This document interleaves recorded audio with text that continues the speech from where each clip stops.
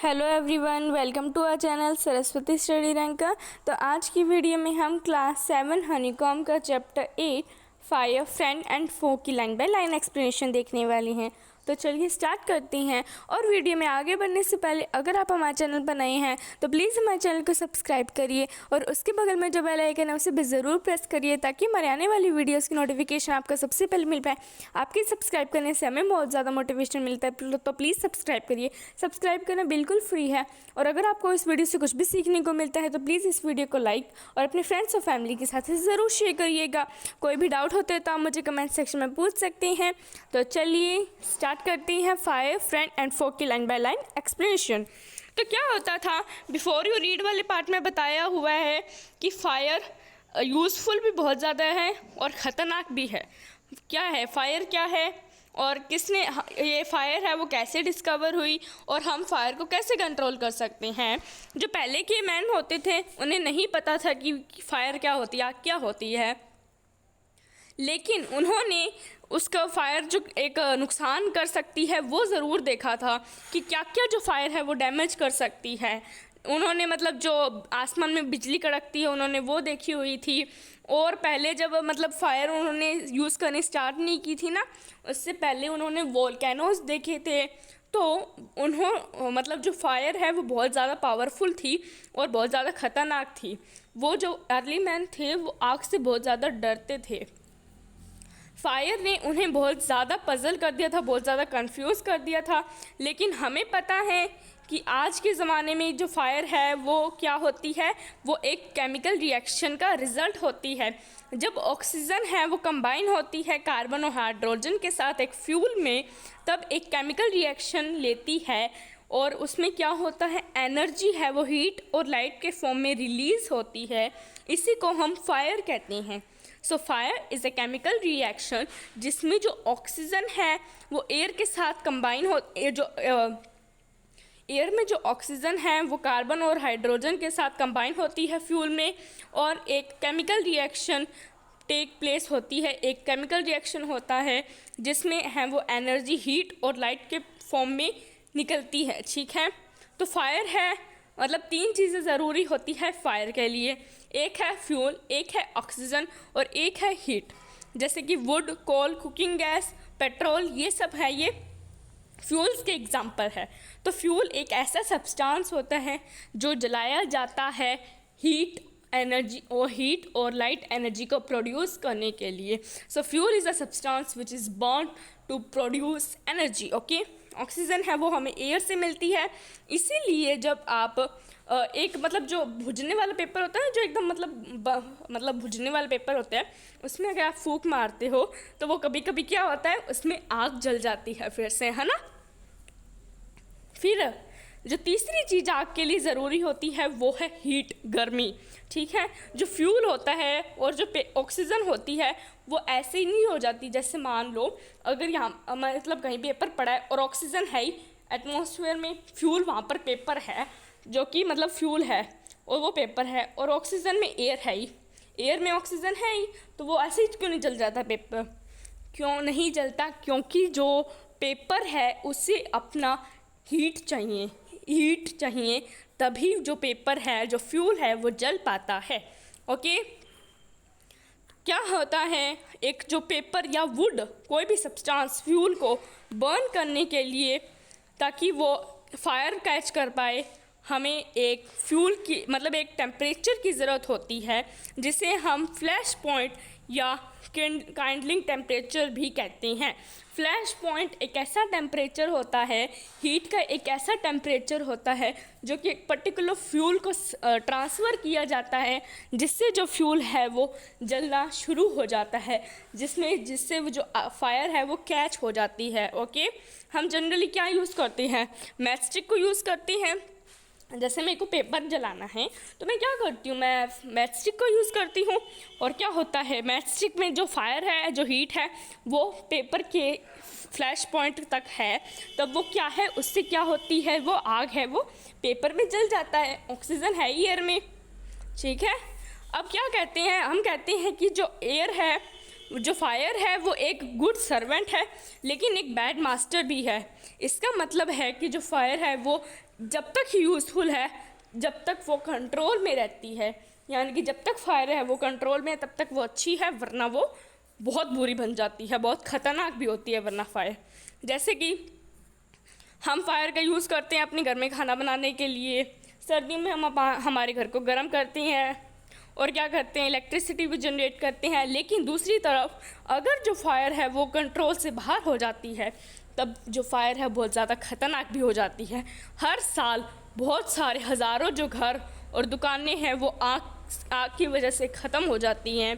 बहुत सारे जो फॉरेस्ट के एरियाज़ होते हैं वो डिस्ट्रॉय हो जाते हैं और बहुत सारे लोग हैं वो घायल हो जाते हैं या मर जाते हैं आग की वजह से। ठीक है, हमने जैसे कि फायर को मतलब फायर स्टार्ट करने के लिए जैसे 3 चीज़ें चाहिए होती है, वैसे ही 3 मेन तरीके होते हैं जिससे जो आग है वो बुझाई जा सकती है, जिससे जो आग है वो ख़त्म की जा सकती है। इसमें हमें क्या करना होता है, हर एक तरीके में हमें एक जो चीज़ चाहिए होती है आग को जलने के लिए, एक हटा देनी होती है। जैसे कि अगर हम फ्यूल को ही हटा लें तो फिर क्या होगा, जो फ्यूल है मतलब जो फायर है उससे जलने के लिए फ्यूल ही नहीं मिलेगा, तो फिर जो आग है वो अपने आप बुझ जाएगी। ठीक है, जैसे कि मान लो हमने सर्दियों में मतलब ऐसे ही पेपर जलाए, अगर हमने उसमें और पेपर नहीं डाले तो थोड़ी देर बाद अपने आप फायर बुझ जाएगी। और भी फ्यूल अगर हम ऐड ना करें उसमें तो वो जो फायर है वो अपने आप बुझ जाती है। या फिर जैसे कि मान लो कोई सब्सटेंस जल रहा है और उस सब्सटेंस को ही हमने बाहर निकाल लिया तो फिर वो किस में आग लगेगी, वो तो बुझ जाएगा। और जो दूसरा तरीका है वो हम क्या कर सकते हैं कि जहाँ पर आग लगी है वहाँ से हम ऑक्सीजन का जो सप्लाई है उसे रोक दें। ठीक है, यानी कि जहाँ पर ऑक्सीजन का सप्लाई नहीं होगा मतलब वहाँ पर आग ही नहीं लगेगी। यहाँ पर हमें मतलब एयर का जो सप्लाई होता है उसे रोकना होता है उस सब्सटेंस तक। ठीक है, जैसे कि क्या होती है, अगर छोटी मोटी आग लग जाती है तब हम क्या करते हैं, उसे एक भीगे हुए ब्लैंकेट से या फिर एक बोरे से उसे कवर कर देते हैं, उसे बुझा देते हैं। ठीक है, उससे क्या होता है, जो ऑक्सीजन है वो फ्यूल तक या बर्निंग मटेरियल तक जो ऑक्सीजन है वो नहीं पहुंच पाती है और जो सब्सटेंस है वो जलना बंद हो जाता है। कभी कभी हम क्या करते हैं, कार्बन डाइऑक्साइड को फायर को मतलब एक्सटिंग्विश करने के लिए यूज़ करते हैं, उसे बुझाने के लिए यूज़ करते हैं। उससे क्या होता है, जो ऑक्सीजन है वो उस मटेरियल तक, बर्निंग मटेरियल तक नहीं पहुंच पाती है और जो फायर है वो बुझ जाती है। ठीक है, जैसे कि क्या होता है, फायर एक्सटिंग्विशर होता है, उसमें क्या होती है, कार्बन डाइऑक्साइड को ही तो कंप्रेस करके भरा होता है, तो क्या होती है, जो कार्बन डाइऑक्साइड है वो भारी होती है ऑक्सीजन से, तो वो क्या होती है, जो ऑक्सीजन है वो उस सब्सटेंस को एकदम ढक लेती है, तो उससे क्या होता है, जो ऑक्सीजन है उस सब्सटेंस तक नहीं पहुंच पाता है और जो फायर है वो बुझ जाती है। ठीक है, और जो तीसरा तरीका है वो हम क्या कर सकते हैं, और जो तीसरा तरीका क्या है फायर को मतलब बुझाने के लिए, कि जो हीट उस सब्सटेंस को मिल रही है जलने तक, अगर हम उस हीट को ही रोक दें तो जो सब्सटेंस है वो जलना बंद हो जाएगा। और जैसे कि अगर जो टेम्परेचर है उस सब्सटेंस का, उसके फ्लैश टेम्परेचर फ्लैश पॉइंट से नीचे आ गया तो वो सब्सटेंस है वो नहीं जल पाएगा। ठीक है, यानी कि जो तीसरा तरीका हुआ वो क्या हुआ कि हमें जो हीट का सप्लाई है उसे रोकना होता है, जिससे क्या होता है, जो अगर जो टेम्परेचर है उस सब्सटेंस के फ्लैश पॉइंट से नीचे आ जाएगा तो वो सब्सटेंस है वो जलना बंद हो जाएगा।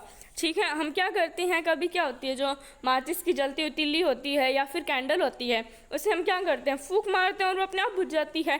उससे क्या होता है, जो भी टेम्परेचर में जो फ्लेम के आसपास जो भी गर्म हवा होती है उसे हम बाहर कर देते हैं, जिससे उसका क्या हो जाता है, जो टेम्परेचर है वो उसके फ्लैश पॉइंट से नीचे आ जाता है और जो कैंडल है वो बुझ जाती है।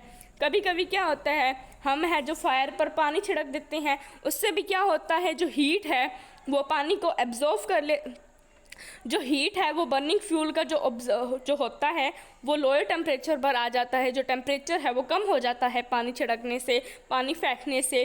और क्या होता है, जो वाटर है वो एक तरह से जो ब्लैंकेट भी कवर कर लेता है, उस फ्यूल को एक तरह से ब्लैंकेट की तरह कवर कर लेता है, जिससे क्या होता है, ऑक्सीजन का जो सप्लाई है वो बंद हो जाता है और जो फायर है वो बुझ जाती है। कभी कभी क्या होता है, हमें ना कुछ जो फायर्स होती हैं उन पे पानी नहीं डालना चाहिए।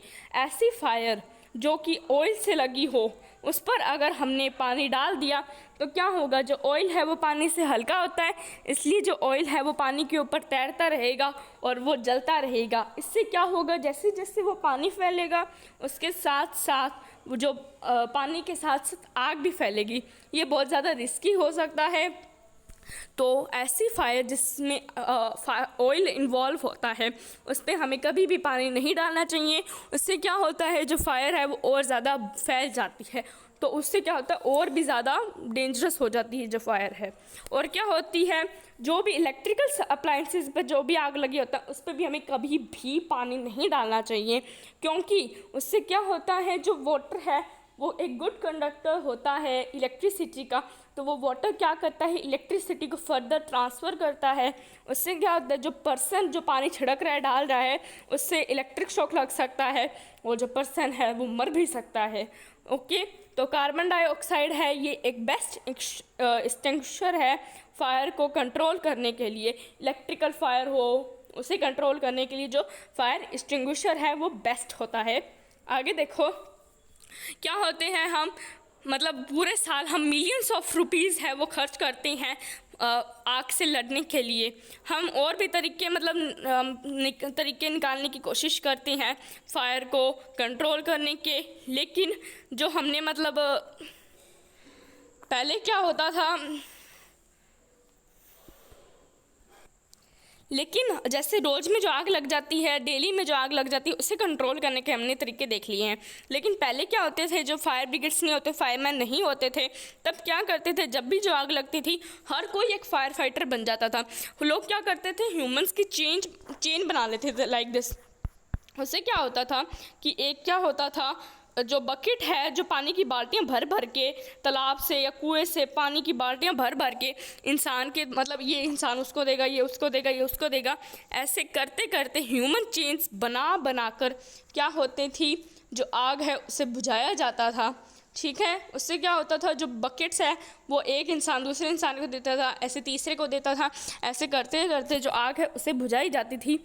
आजकल क्या है, जो लॉ बन गए हैं कि जो बिल्डिंग कंस्ट्रक्शन में इंश्योर किया जाए कि दो बिल्डिंग्स के बीच में एक स्पेस होना चाहिए, जिससे कि जो आग का रिस्क है वो ज़्यादा ना बढ़े। क्या होगा, अगर एक बिल्डिंग में आग लगी और वो जो दूसरी बिल्डिंग है वो उसके ज़्यादा पास हुई तो क्या होगा, दूसरी बिल्डिंग में भी आग लग जाएगी, उससे क्या होगा और भी ज़्यादा नुकसान होगा। ठीक है, तो हर बिल्डिंग में क्या होता है, इंश्योर की जाती है कि जो फायर फाइटिंग जो वर्कर्स हैं, प्रिवेंशन है वो लिया जाए। फायर को प्रिवेंट करने के जितने भी तरीके हैं उन्हें यूज़ किया जाए, जिससे जो आग है वो कम से कम लगने के खतरे हों।